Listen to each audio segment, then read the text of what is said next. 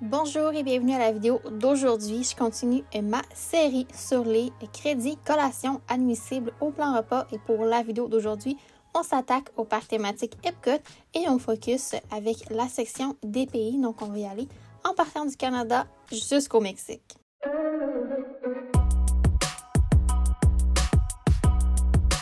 Donc, pour cette tournée, on débute avec le Canada parce que personnellement, c'est comme ça que je débute ma tournée des pays à Epcot. Je commence par la droite vers le Canada et je termine par le Mexique. C'est un sujet un petit peu mitigé. Certaines personnes préfèrent commencer par le Mexique, mais pour ma part, c'est le Canada et on commence avec la poutine traditionnelle. C'est pas tout à fait au pavillon du Canada. Donc, le Refreshment Port, il est juste avant le Canada, mais c'est quand même le même secteur. On a des poutines traditionnelles, des poutines un peu plus thématiques selon les festivals et c'est en moyenne 7,50 $ la poutine. C'est une poutine qui ressemble à ce qu'on a au Canada, pas tout à fait identique. Donc, si vous êtes de l'Europe, peut-être que c'est quelque chose que vous voulez essayer, mais si vous êtes du Québec, je dirais que ça serait pas nécessairement dans les top snacks à prioriser à Epcot parce qu'on a d'autres choix puisque c'est un plat qu'on peut manger à la maison. Ensuite, je veux te parler de la crêpe au sucre. On la retrouve à Crêpes à emporter en France. Donc, c'est quand même à proximité de l'attraction Ratatouille. Et ça a un prix de 6,95 $. Et à ce kiosque-là, c'est seulement la crêpe au sucre au kiosque à emporter qui est admissible à un crédit collation. Donc, ça peut faire quand même un très beau déjeuner si tu prévois au early entry faire Ratatouille et juste après prendre une petite bouchée rapide. Donc, ça pourrait être très intéressant ou tout simplement pour goûter en famille. Toujours en France, je vais te parler du croissant jambon fromage. Ça, c'est mon classique quand je vais à Disney. Donc, à Epcot, on a les Halles. Donc, la boulangerie-pâtisserie, il y a beaucoup de choix de pâtisseries qui sont admissibles en crédit collation. Mais moi, j'aime beaucoup le croissant jambon fromage qui est quand même très satisfaisant à 6,50 $. Ça vaut vraiment la peine pour la portion. Ça fait un très bon repas. Par contre, je veux te mentionner que si tu veux le manger, il y a souvent une attente à cet endroit-là en moyenne de 30 minutes pour faire la file. Donc, le matin, parfois, il y a plus d'attente. Donc, s'il n'y a pas d'attente, c'est vraiment ton jour de chance, profite-en. Ensuite, on se dirige au Japon. Je vais te parler du Kakigori Shaved Ice. C'est au kiosque Kabuki Café qui est à l'entrée du pavillon, proche des Drummers. Donc, le Shaved Ice qui est inclus en crédit collation, c'est celui traditionnel à 6 $. Il y en a un avec un topping de lait sur le dessus. Celui-là, il n'est pas inclus. Donc, ça peut être une collation intéressante quand on veut quelque chose de différent et de rafraîchissant. Ensuite, on est rendu du côté des États-Unis. Je vais te parler du S'mores Brownie. On le retrouve au Quick Service Regal Eagle Smokehouse.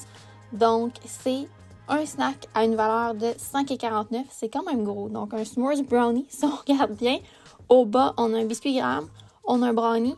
Par-dessus, on a de la guimauve, donc ça semble vraiment un snack intéressant. Et pour la portion, je suis pas mal certaine qu'on peut se le partager à 2-3 personnes même. Ensuite, on débute ma tournée de snacks en Allemagne. C'est un endroit que j'aime beaucoup. On commence avec le Pretzel Bread Pudding. On le retrouve au kiosque Summerfest en Allemagne. C'est vraiment au bout du pays. On a le restaurant là, Beer Garden et on tourne le coin et on a le kiosque Summerfest. Donc ici, le Pretzel Bread Pudding a une valeur de 4,79 $. Donc c'est fait à base de bretzel. C'est un bread pudding de bretzel avec une sauce recouverte par-dessus de vanille et caramel. Donc on est toujours en Allemagne. Moi j'aime beaucoup le popcorn au caramel de Caramel Couche. Dans le fond, c'est la boutique emblématique de caramel de l'Allemagne. Donc, pour ce qui est du popcorn au caramel, valeur très intéressante de 7,99 $. Et c'est le genre de snack qu'on peut se partager à 4-5 personnes pour goûter. C'est très sucré, c'est super bon. Et petit conseil, avec la Floride, il y a quand même beaucoup d'humidité. Parfois, là, en été, ça vient quand même intense. Donc, si tu ne le manges pas tout de suite, je te recommande d'avoir un sac en plastique, un ziploc, quelque chose pour vraiment refermer pour pas que le popcorn pogne l'humidité et devienne tout mou. Et avec un sac en plastique bien refermé, ça se conserve quelques jours, mais généralement, si c'est dans le sac original, moi le lendemain, je le trouve mou et il n'y a pas vraiment son crunch habituel.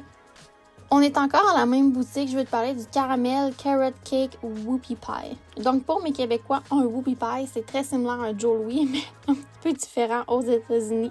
Donc on est encore au caramel couche, une valeur de 7,79. Donc on a 2 gâteaux carottes, on a un crémage au centre et également une sauce au caramel. Ça semble vraiment décadent.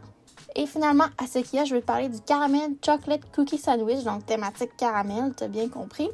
Donc toujours au caramel couche à l'Allemagne. Donc, on a le biscuit.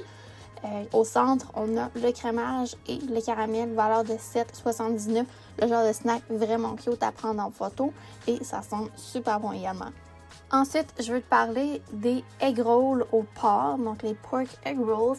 C'est au Lotus Blossom Café, le quick service de la Chine. C'est un endroit qu'il n'y a pas beaucoup de personnes pense à aller, mais on peut avoir 2 egg rolls, coût de 5,75, donc on maximise quand même bien le crédit plan repas. Moi, je les trouve super bons, je les trouve croustillants et personnellement, ça serait le genre d'item que j'achèterais pour un petit lunch rapide pour avoir une petite bouchée, le temps de manger un petit peu plus tard. Et ensuite, on a le School Bread qui est un classique à Epcot.